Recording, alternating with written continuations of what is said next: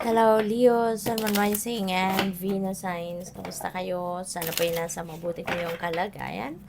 Welcome back po sa Star Tarot. At kung bago kayo rito, welcome din po kayo. Please subscribe, like, share my videos, and leave me a comment kung nakaresonate po kayo. Thank you. First message po ni Leo, someone new is coming. Wow. Excuse me po, sorry. So, someone new is coming. Sabi dito, an important new relationship is on the horizon. So, open your mind and heart so that happiness can enter your life. No? So, feeling ko dito, this is romantic relationship na pa pwedeng dumating sa buhay mo, lalo-lalo na kung ikaw ay single pa, and if you are looking for love, maaaring ito na yon, no? Ito na yon yung time wherein baka makita mo na yung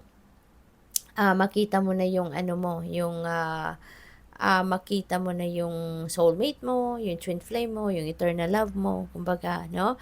So, maybe ito na, baka magkaka-love life ka na, no? So, good luck sa'yo. What else? We have increase your knowledge. Education brings opportunities. Take a course, pick up a book, or find a mentor to teach you what your soul longs to know. Okay? So, napakaganda rin nito. Kasi we never stop learning, diba? Regardless kung anong edad natin, we never stop learning. Laging meron at merong opportunity for us to learn something new, 'di ba? To discover something new. At ngayon, maaring karamihan sa inyo, ito yung ito yung gusto ninyong gawin sa ngayon, no? Na meron kayong matutunan, merong karagdagang knowledge kayo na ah, makuha, 'di ba? Gusto ninyong may karagdagang knowledge na maibigay sa sarili ninyo, yung mga ganon. So, baka ang iba sa inyo is going to go back to school, maaaring ang iba sa inyo magma-masters, or maybe, siguro gusto ninyong mag-enroll ng bagong course, or additional course, o pwedeng online kayo mag-aaral, or ang iba formal schooling talaga, or baka one-on-one, 'di ba? Maghanap kayo ng tutor or mentor, or po pwede rin ang iba sa inyo baka nagre-research kayo on your own. So, po pwedeng gano'n. But whatever the case may be, this is really beautiful because you are expanding your knowledge, 'di ba? So, ang tawag dito, hindi lang tayo magse-settle sa kung ano na yung natutunan natin, but we want, no, to learn more, 'di ba? Para madagdagan ang kaalaman. We have the way forward is open. You're not trapped. Okay, possibilities and opportunities abound.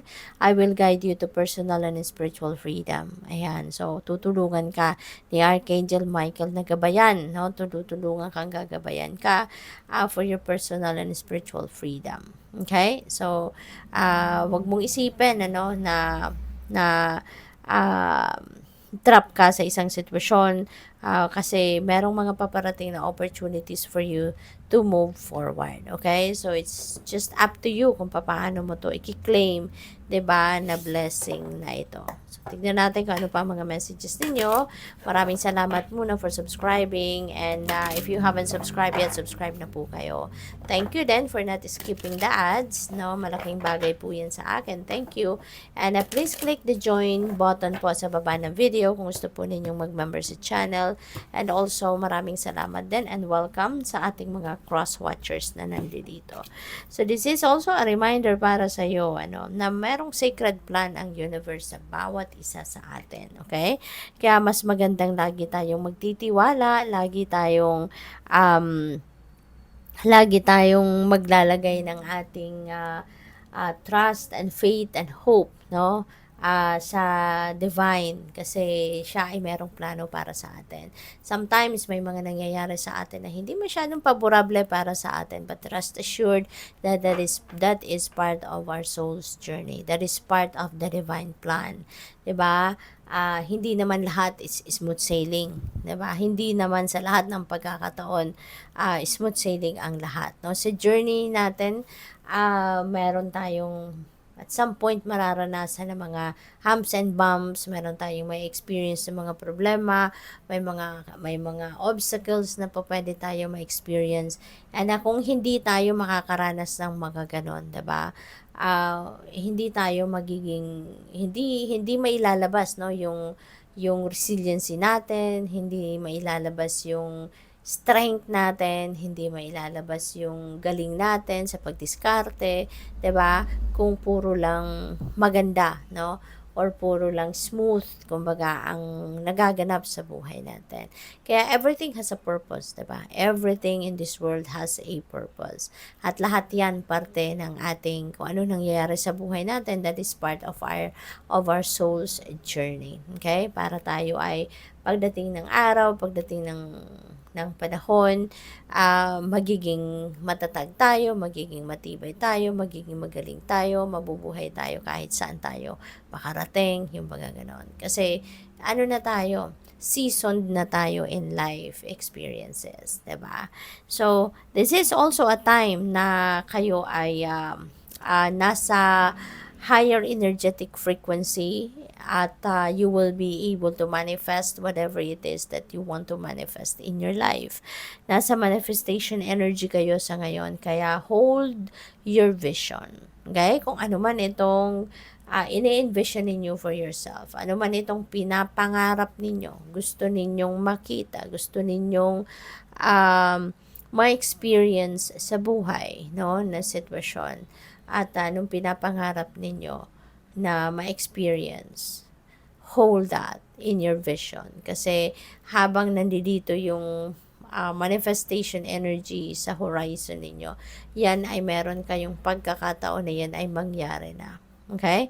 Kasi for sure, you are also working on it, no? Nag-effort ka, nagtiyaga ka din para makarating ka sa sa punto na yan ay mangyari sa buhay mo. Kaya maaring sa ngayon, ibibigay na yan sa iyo ng divine universe. Okay?